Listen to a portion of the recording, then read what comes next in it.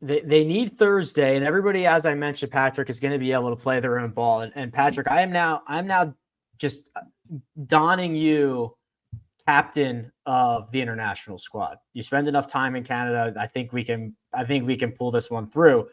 What do your pairings look like, or what are you doing on Thursday in a format that you've got to get, because you guys haven't been good in foursomes? He's calling you out, Patrick. How are you? Yeah, I'm blaming all you guys 13 losses or whatever on you right now. How are you harnessing your skills, your crowd? Like, what are you running out there? What's your plan? So first, I have a question, which every captain should ask: Who gets to pick first? Right? Who puts the first matchup on the board? I think they flip a coin, don't they? Okay.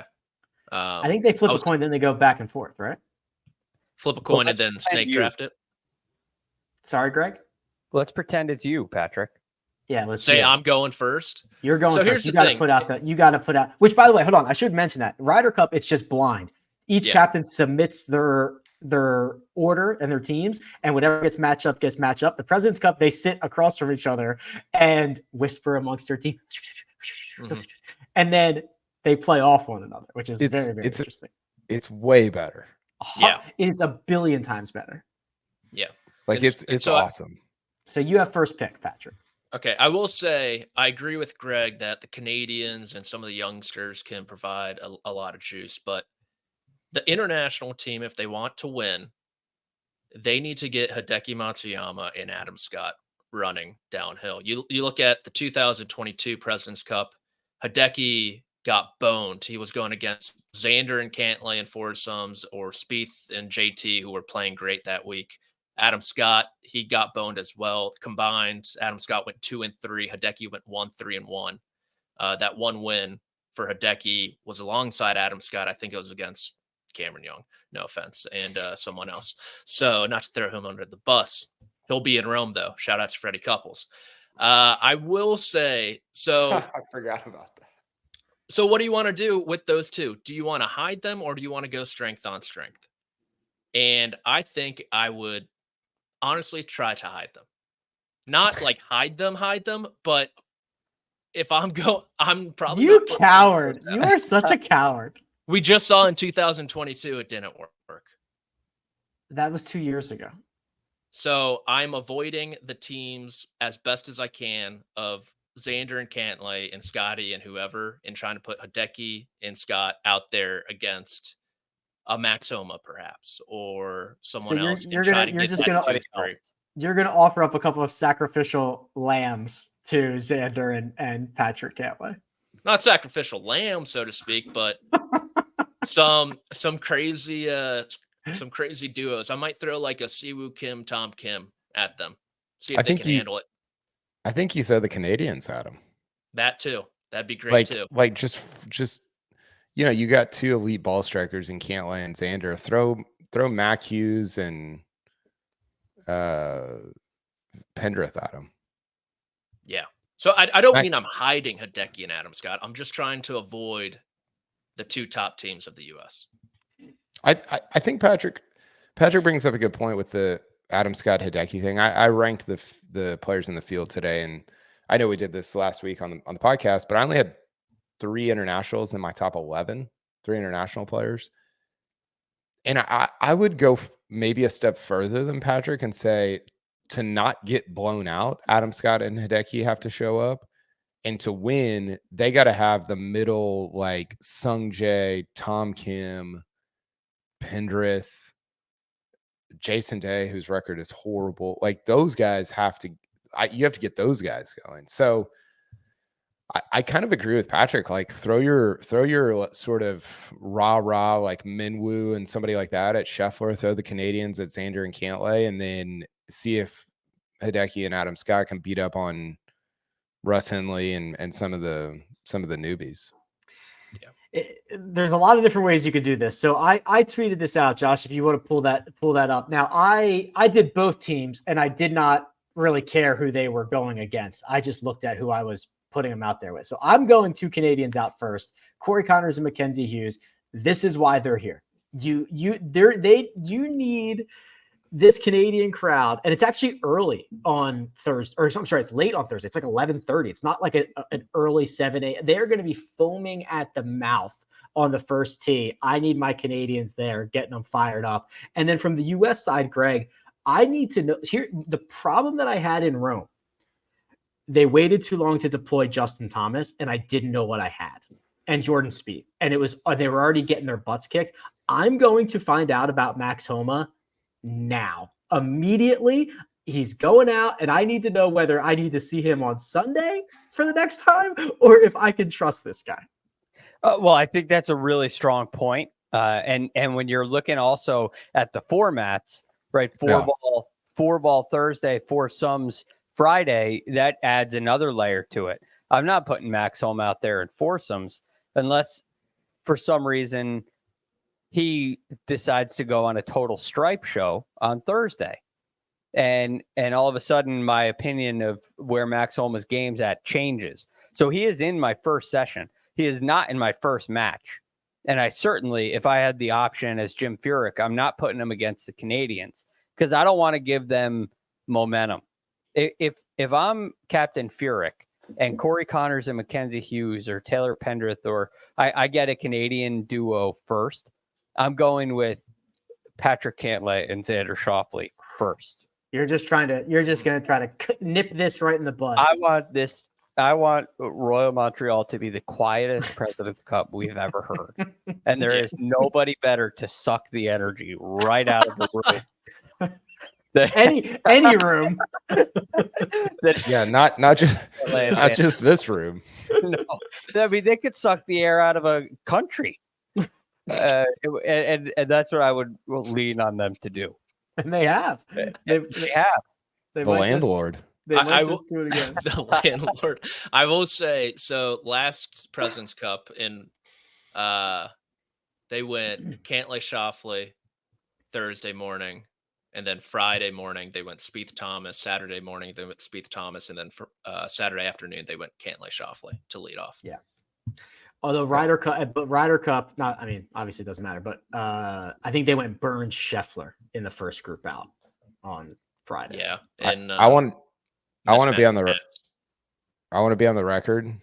If they played Homa and foursomes, there should be a grand jury for Jim Furyk. If could you imagine a scenario in which they play him in foursomes and that team loses 5-4 and just like, what are we? I could have told you that was going to happen. Who has more pressure on him this week, Jim Furyk or Max Homa? Furyk. Furyk. Homa's not going to play that much, I don't think. Kyle, is there anything Homa could do in the first match to change your mind? I don't think so. The numbers are just, oh God, the landlord and the two-time major winner. His numbers, Greg, I was looking at him today. So Min was like the second worst guy over the last 3 months in this event. He's like a 0.4 strokes gained per round, which is not, I don't know. It's not very good. It's okay. Max is a stroke worse than him per round. A stroke worse than the second worst guy in the field in this event.